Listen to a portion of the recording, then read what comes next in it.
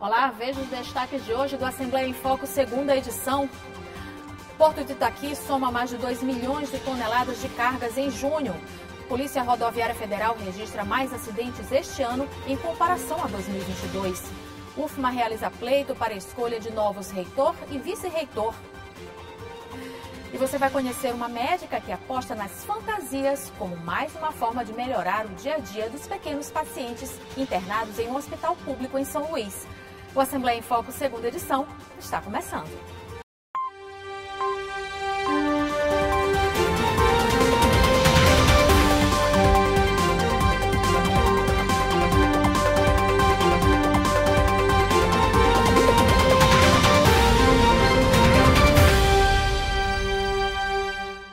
O Maranhão é um dos maiores produtores de grãos do Nordeste e o escoamento se dá pelo Porto do Itaqui.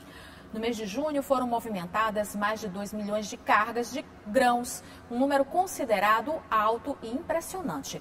Boa parte do transporte é de soja, cobre e fertilizantes. O Porto do Itaqui, com sua localização geográfica privilegiada, teve no último mês números impressionantes. Foram movimentadas mais de 2 milhões de toneladas de cargas, elevando o total para 8,1 milhões de toneladas ano. Um dos grandes responsáveis foi o transporte de soja. O Maranhão é um dos maiores produtores de grãos do Nordeste e o escoamento se dá pelo Itaqui. O presidente da empresa maranhense de administração portuária observou que o porto ajuda no desenvolvimento do estado. Toda essa expansão, essa safra recorde, isso representa mais riqueza, porque é arrecadação para o porto e arrecadação para o estado do Maranhão. Porque o estado do Maranhão ele passou a cobrar uma taxa sobre toda a movimentação de soja no estado. Isso é arrecadação, riqueza, levando mais investimentos para a educação, para a saúde, para a segurança pública. Enfim, é o porto possibilitando que o estado se desenvolva. O porto conta com investimentos públicos e privados, que aumentam a expansão em infraestrutura e inovação. E com isso as operações ganham impulso. A movimentação de granéis sólidos como soja, fertilizante, cobre e carvão tiveram também aumentos significantes em junho. Foram 2,5 milhões de toneladas destes granéis. O volume de fertilizante movimentado foi de 345,6 mil toneladas. E com 802 mil toneladas transportadas, os combustíveis tiveram um bom desempenho também no mês de junho. E por falar em combustível, este é um produto que deverá ter um maior aumento nas movimentações muito em breve no Porto do Itaqui. É que vai entrar em funcionamento uma manobra chamada Ship-to-Ship, que permite a transferência de carga de um navio para o outro, e isso ocupando o mesmo berço. Este ano, os motoristas que viajam pelas estradas federais que cortam o Maranhão têm se mostrado mais imprudentes do que no ano passado. De acordo com os dados da Polícia Rodoviária Federal, o número de acidentes aumentou cerca de 16%. O excesso de velocidade e ultrapassagens proibidas têm sido os principais fatores para o crescimento dessa triste estatística. 2023 não tem sido um ano bom nas estradas que cortam o Maranhão. As rodovias têm sido cenário de constantes acidentes e mortes. Nos 6 meses e meio deste ano, já foram registrados 584 acidentes e 113 mortes nas BRs, segundo dados da Polícia Rodoviária Federal no Maranhão. De acordo com o inspetor da PRF, nos 10 primeiros dias de julho, 10 pessoas morreram vítimas de imprudências no trânsito, o que corresponde a um dado preocupante: uma morte por dia nas rodovias federais que cortam o Maranhão. Muito excesso, muita gente aí viajando de qualquer jeito, tem gente em motocicleta aí se acidentando sem necessidade de excesso de velocidade, ultrapassagem. A gente já teve no começo do mês uma situação de um carreteiro fazer uma ultrapassagem, dar de frente com o carro explodiu, pegou fogo e morreram as 2 pessoas. Então são muitas situações de imprudência. Se dirigir direitinho, observando a legislação, as placas de trânsito, não vai ter acidente, vai dirigir tranquilo e vai chegar bem no destino. O excesso de velocidade e as ultrapassagens proibidas ainda são os principais fatores de acidentes e mortes em rodovias de todo o Brasil. E nesse período de férias, em que muita gente está pegando a estrada, vale ressaltar: toda a atenção deve ser redobrada. O PRF aumenta o efetivo nesse período, é mais gente trabalhando, mais equipamentos, a quantidade de gente fiscalizada de embriaguez é muito maior, a quantidade de gente flagrada também é maior no período de férias, então a pessoa também tem que pensar nisso. Não pode exceder a velocidade porque vai ter o radar e não pode se exceder bebendo ou fazendo ultrapassagem devida porque a fiscalização vai estar lá. Ainda segundo a PRF, 615 pessoas ficaram feridas por acidentes nas rodovias maranhenses. Com relação aos acidentes ocorridos, se comparado aos dados do mesmo período do ano passado, o Maranhão já registra um aumento de 16% no número de casos. E você vai ver no próximo bloco, UFMA realiza pleito para escolha de novos reitor e vice-reitor. E conheça a pediatra que usa fantasias no lugar do jaleco, como parte da terapia das crianças internadas em um hospital público de São Luís. Você acompanha logo após o intervalo.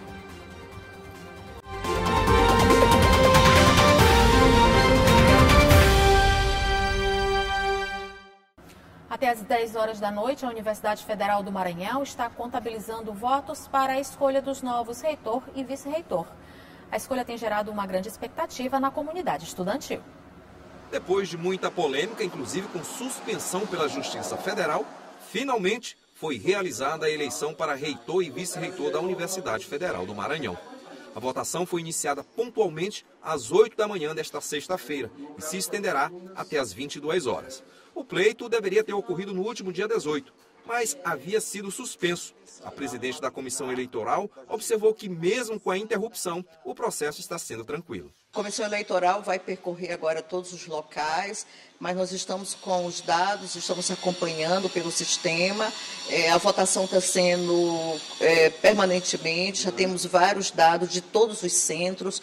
Parabenizar a Codó, que está muito bem, porque nós estamos acompanhando todos os dados, o campus de Codó, aliás, todos os centros. Tanto por parte do discente quanto do docente, e todos estão acompanhando. É possível que o eleitor acompanhe toda essa movimentação durante todo o dia. São 14 urnas que estão recebendo as votações por meio virtual.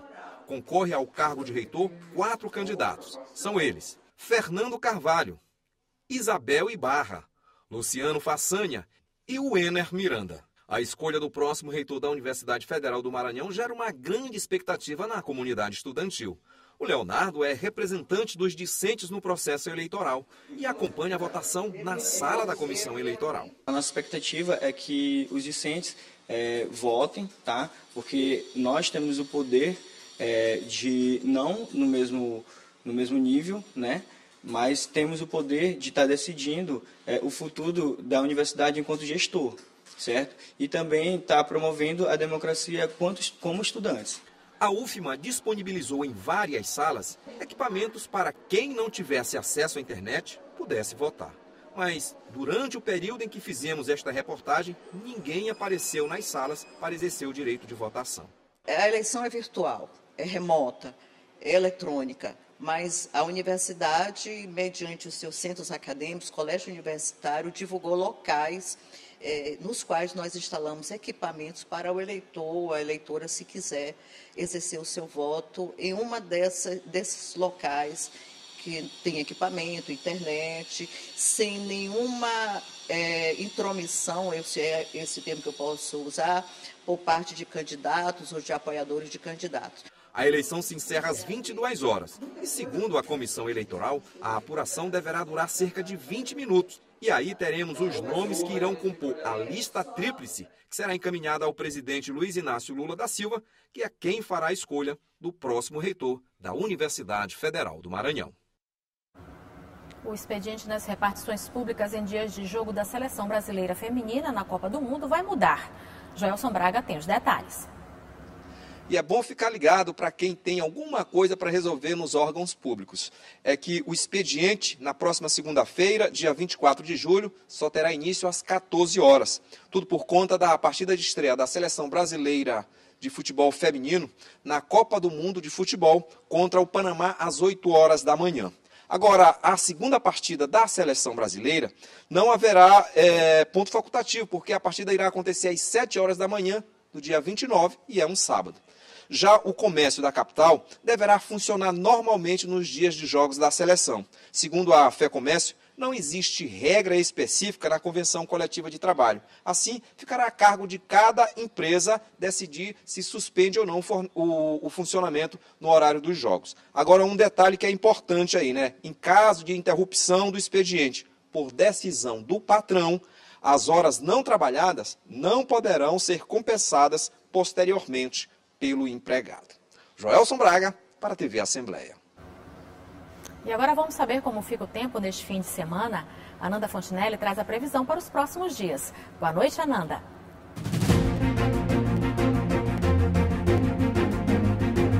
Boa noite, Eli. Vamos conferir a previsão do tempo para o fim de semana. Na capital, no sábado, o tempo deve permanecer aberto, mas pode cair uma chuva isolada na capital. Já no domingo, o tempo fica nublado, mas sem chance de chuva. E as temperaturas variam entre 27 e 33 graus na máxima. Já na cidade de Lima Campos, região do Médio Mearim, o fim de semana é de solzão por lá, no sábado e no domingo, sem chance de chuva. As temperaturas variam entre 22 e 33 graus. Já na cidade de Sítio Novo, assim como em Lima Campos, os termômetros chegam a 36 graus na máxima e a mínima é de 26 por lá. O clima no fim de semana deve ser de tempo aberto. É isso, Eli. Bom fim de semana para vocês e a gente volta a se encontrar na segunda-feira. Até lá! Você vai conhecer agora a dedicação de uma pediatra que resolveu dar mais alegria aos pequenos pacientes através de fantasias. No lugar do jaleco, a consulta é feita pela Mulher-Aranha, Bailarina ou Branca de Neve. O importante é deixar as visitas médicas mais leves e tirar vários sorrisos da criançada. Ela não está se preparando para um baile ou para uma festa infantil, não. Esta mulher, encantada por fantasias, é médica. E já dá para imaginar quem são os pacientes, né? Crianças, internadas na enfermaria do Hospital da Ilha, em São Luís. Angélica, ou melhor, doutora Angélica, deixou a carreira de bombeiro salva-vidas e de professora para ser pediatra. Apaixonada por crianças, ela decidiu cuidar delas e de uma maneira bem especial. No plantão, nada de jaleco branco. O paramento médico é uma fantasia do universo infantil. De onde veio essa ideia, ela conta. Uma criança vítima de um acidente automobilístico com uma vítima grave. E essa criança de 4 anos, ela não aceitava as medicações, não aceitava a presença da equipe, principalmente pelo estar de branco. Veio da UTI para a nossa enfermaria, mas eu percebi que ela acompanhava os meus jalecos, acompanhava o colorido dos jalecos. E logo em seguida a família apelidou uma boneca com o meu nome. E ela sorriu. Um dos primeiros detalhes foi esse esboço de sorriso, do movimento da face dela. E eu olhei para a boneca e disse assim: vocês vão me fazer me vestir de boneca. E foi daí que começou. A cada dia de trabalho, uma fantasia diferente. Tem a da Mulher-Aranha, de bailarina, de unicórnio e até Branca de Neve. Todas muito bem higienizadas antes do uso. A médica também tem os cuidados com a higiene das mãos e com o uso de máscara. Olhando ela entrar assim no leito, parece apenas uma brincadeira, né? Mas não é não. É um trabalho levado muito a sério pela doutora Angélica, que ao se fantasiar de super-heroína ou de um personagem famoso da Disney, quer trazer um tratamento mais lúdico, melhorar a autoestima, trazer alegria para as crianças e também para os familiares. Uma motivação muito boa, porque assim, as crianças, elas já ficam com medo daquele jaleco branco, né? Então, ela vindo fantasiada já é uma estimativa melhor para que ela possa ter uma consulta melhor com as crianças. Então, a gente como mãe fica muito feliz, né? A respeito de ela vir assim fantasiada, e as crianças eu vejo que tem tipo assim, elas ficam muito felizes a ver ela fantasiada, né? Então já é uma autoestima melhor para elas. Uma resposta que ela está no olhar.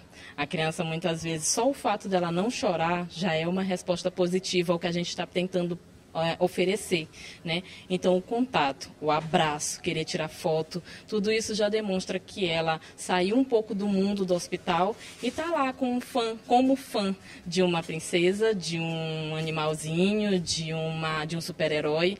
Então, eles conseguem retribuir de imediato. A criança responde com um olhar. As colegas de trabalho apoiam a iniciativa da doutora Angélica. Ela tem sido inspiração para outros profissionais de saúde. Esse amor que a gente sempre fala na enfermagem, do cuidar, a gente viu em prática, através do trabalho da doutora Angélica, né? E as crianças, elas se apaixonam pelo tratamento dela, pelos procedimentos realizados dessa forma tão lúdica e tão encantadora, né? A A tia do José Pedro já nota a diferença no ânimo do menino, internado há poucos dias, depois de sofrer convulsões. Quando a médica chega no leito, o bom humor vem junto. Muito legal para as crianças, que elas ficam mais divertidas, né? Porque mesmo estando no hospital, aí facilita mais a recuperação. Basta ver o sorrisão do José Pedro para entender que uma boa dose de alegria funciona como remédio. A graça, que vem de graça pelo carinho e dedicação de uma médica que só quer ver uma criança saudável e feliz. Qual é a médica que tu mais gosta aqui? A de vem de fantasia. Como é o nome dela, doutora? Me esqueci. Ei, e o que tu acha dela se vestir assim? Legal.